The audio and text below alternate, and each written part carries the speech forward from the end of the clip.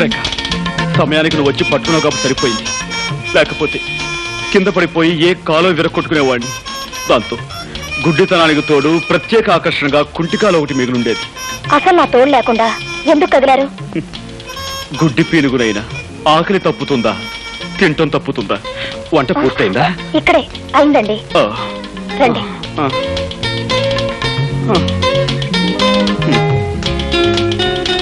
అయ్యో, గుడ్డి వధవని మళ్ళీ కిందతో పడేశాను. అయ్యో ప్లీజ్ మీరు కదలకండి, నేను అన్నం కలిపి పెడతాను. రేఖ, నీకు చాలా శ్రమిస్తున్నాను. నువ్వు నాకు ముద్దలు కలిపి పెడుతున్నావు, పట్టుకు నడిపిస్తున్నావు, స్నానం చేయిస్తున్నావు, తల దూవుతున్నావు. ఇవన్నీ నీ చేత. ఇంకెన్నాళ్ళు? 4 రోజులేగా. అంతేనంటావా? దేవతలంటే నీ నీడలో నా జీవితాంతం గడపవలసి వచ్చిన సంతోషమే. ఏమిటి నేను నొక్కుతుంది బుగ్గ? అవునండి. గుడ్డి వేధవని ఏం చేస్తున్నానో నాకే తెలియటం లేదు. ఐఎమ్ సారీ అండి. పర్వాలేదండి. పర్వాలేదంటారా? అన్నం తినండి.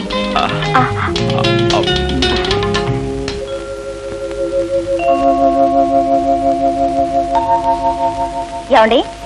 ఏమిటి? మీరు అక్కడే కదలకుండా కూర్చోండి, నేను ఇప్పుడే స్నానం చేసి వస్తాను. అలాగే రేఖ.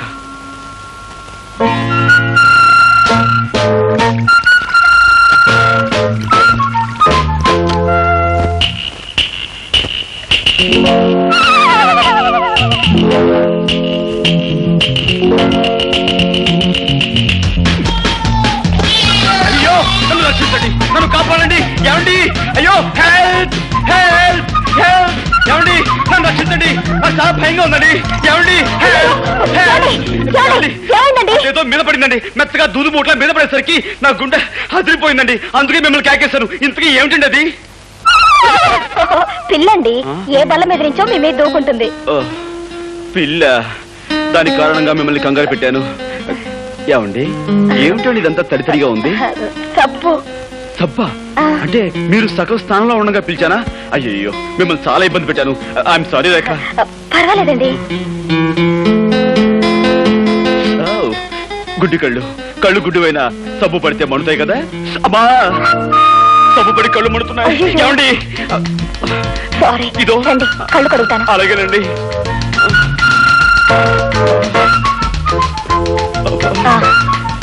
తిరగండి.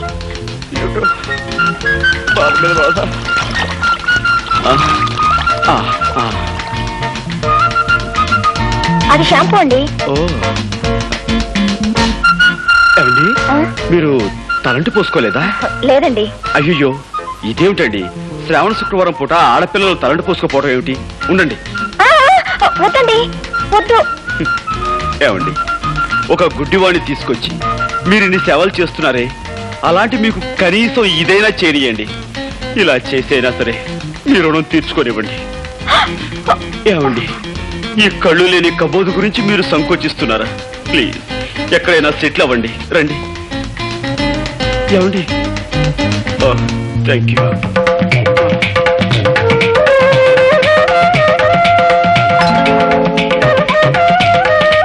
ఏమండి, ఇంతకు ముందెప్పుడు అమ్మాయిలకు తలంటు స్నానం చేయించలేదు. కరెక్ట్ ప్లేస్ లోనే చేస్తున్నాను కదా. ఏమండి, మీరు చారల టవల్ కట్టుకున్నట్టున్నారే, అదే ఆకుపచ్చ, పసుపచ్చ, తెల్ల చారలది. ఇదేమిటండి పిన్నిస్లా ఉంది? బుజ్జిముండా, పందెం కాసి నన్ను 3 సార్లు వెర్రి వెధవం చేస్తావా? ఏ తండ్రి కూతురుతో చెప్పుకోలేని నా ఛాలెంజ్ ఏమిటో తెలుసా? నీకు ఈ విధంగా తలంటు స్నానం చేయించడం. అంటే మీకు అంత కనిపిస్తుందా? ఆహా, ఇన్నాళ్ళు అన్ని 3D ఎఫెక్ట్ లో చూస్తూనే ఉన్నాను. Don't get excited.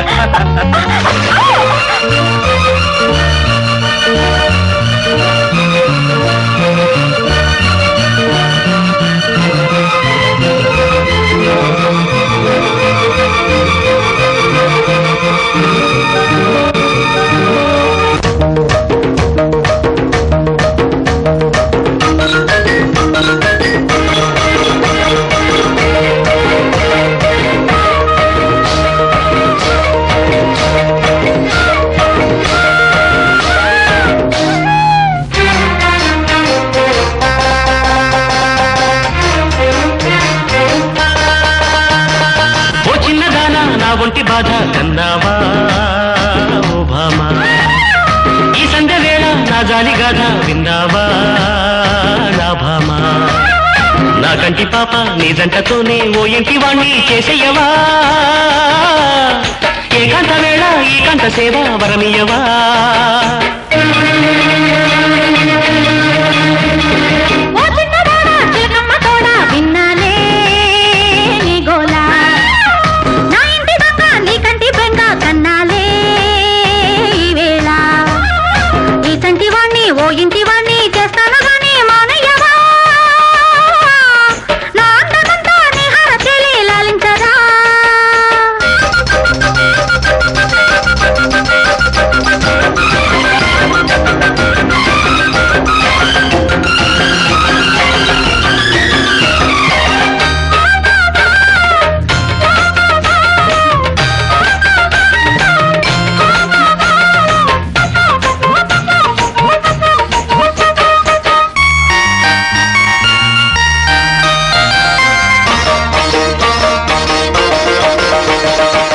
జలకాలాడించనా జడలే అల్లించనా, జాజి పూలెట్టి పూజించనా, కసిగా కవ్వించనా రుచిగా నవ్వించనా, నడుమే అందించి లాలించనా.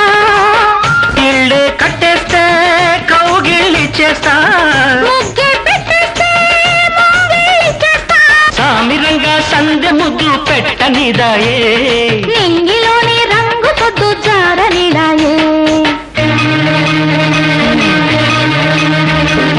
ఓ చిన్నదానా నా ఒంటి బాధ కన్నావా ఓ భామా, నా ఇంటి దాకా నీ కంటి వెన్న కన్నాలే ఈ వేళ.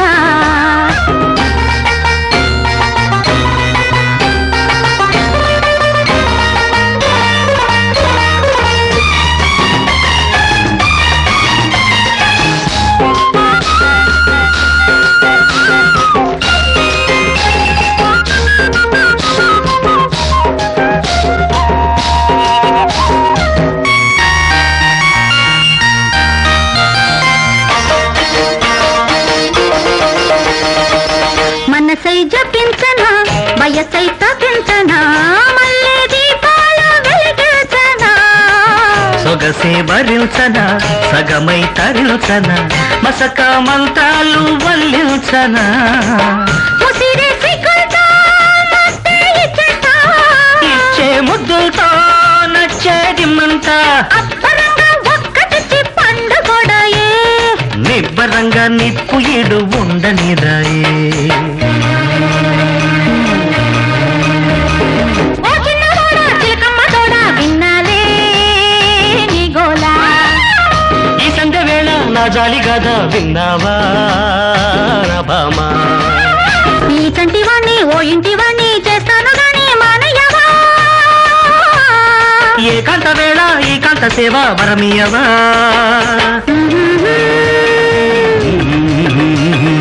ఆహాహా.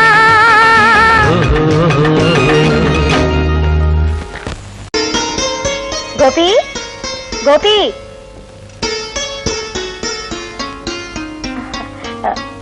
గోపి గారు లేరా అండి? లేడమ్మా. నువ్వెవరు? నేనా? నేను అతని స్నేహితుడు. చిచి, అతను నాకు స్నేహితురాలు. చిచి కాదండి, అతను నాకు పరిచయస్తుడు.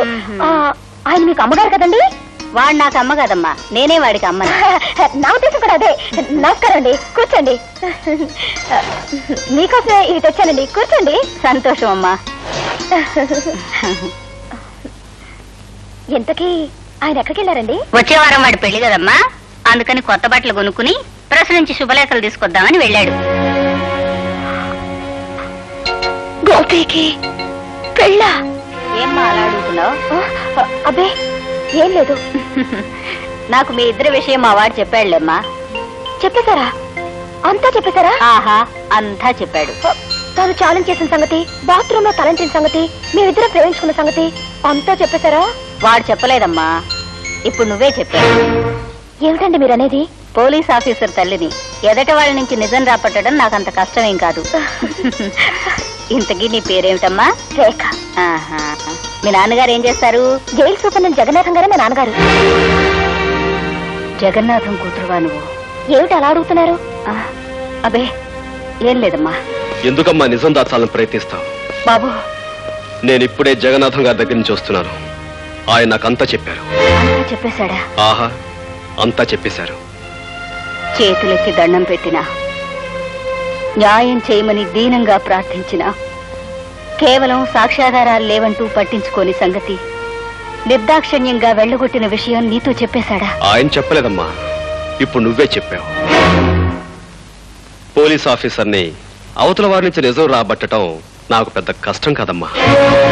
నాకు ప్రమోషన్ వచ్చే సంగతి నీకు చెబుదామని వచ్చాను.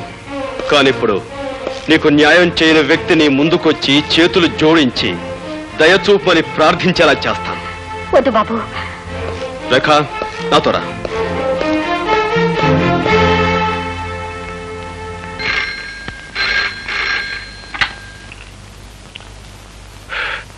Yes Jagannatham here.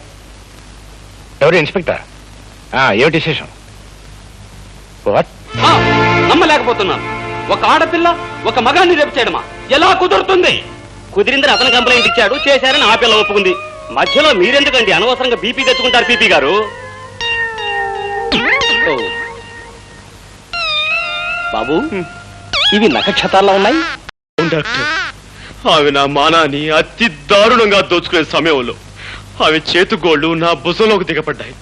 కావాలంటే నా పేక మీద చూడండి, దంతక్షతాలు కూడా ఉంటాయి. కొరికిసిందా?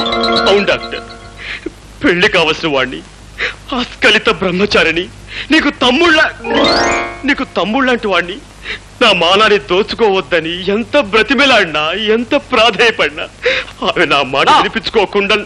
ఆడపిల్ల మగవాణ్ణి రేపు చేయడం ఏమిటయ్యా? చాలా విచిత్రంగా ఉందే. అదెలా సాధ్యం? ఎలాగంటే ఆ సృష్టికార్యం జరగడానికి నువ్వు సంసిద్ధుడు అయ్యావు అంటే నీకు స్పందించే ఉండాలి మనస్సు. నువ్వు సంసిద్ధుడు కాకపోతే ఆ సృష్టికార్యం జరగదనే చెప్పాలి. నువ్వు సంసిద్ధుడు అయ్యి ఆ కార్యం జరిగిందంటే అది బలాత్కారం కింద రాదే. లాయర్ గారు, అరిటాకులు అంటే నా జీవితాన్ని ముళ్ళు లాంటి ఆడపిల్ల ముక్కలు చెక్కలు చేసిన తర్వాత కూడా మీరు ఇలా మాట్లాడడం చాలా అన్యాయం. ఇన్స్పెక్టర్, మీరు ఫోన్లో చెప్పిన నిజానా? అవును సార్, పట్టపగలు పార్కులో మీ అమ్మాయి గారు ఆయన్ని మానభంగం చేశారండి.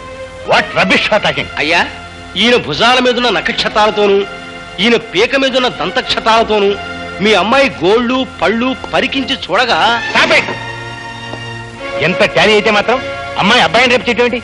సార్, పీకే నాలాంటి పెళ్లికి ఎదిగిన కొడుకుండి వాడు అతి దారుణంగా బలాత్కరించబడి ఉంటే అప్పుడు మీకు తెలిసొచ్చేదండి.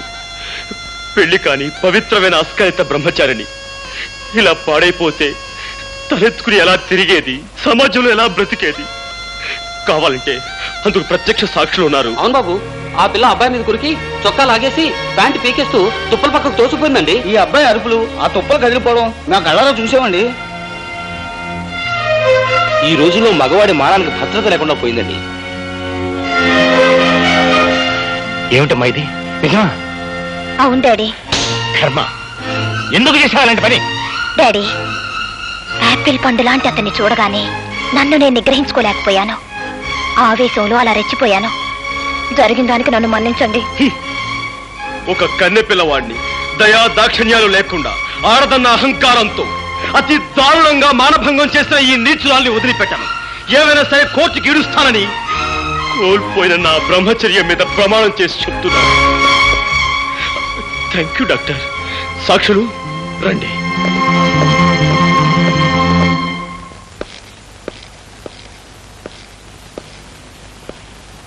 గోపి, అరే మీరా?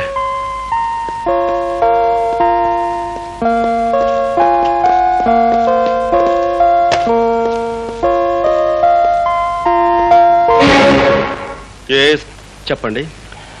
అదే బాబు, అమ్మాయి మీద నువ్వు ఇచ్చిన కంప్లైంట్ విత్డ్రా చేసుకుంటే. దాందే ఉందండి, నేను విత్డ్రా చేసుకుంటాను. కానీ చూసిన సాక్షులు ఊరుకోరే.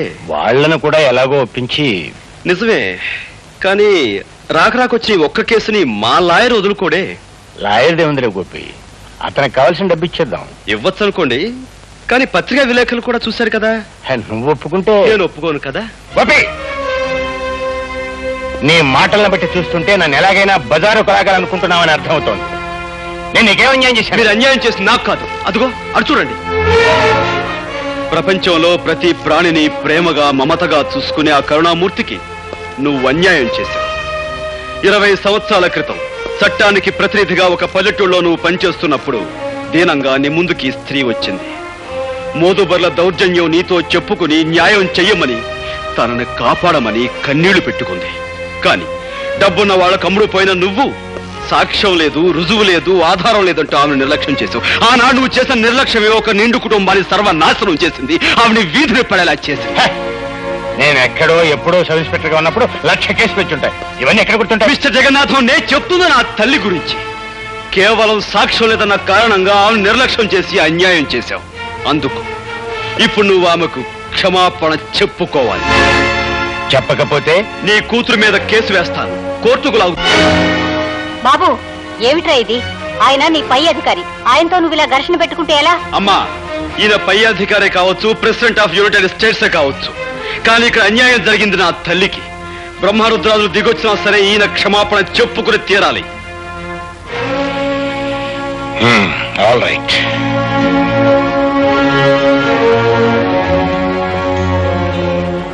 మీకు మీ కుటుంబానికి జరిగిన అన్యాయానికి నన్ను క్షమించమ్మా. సార్,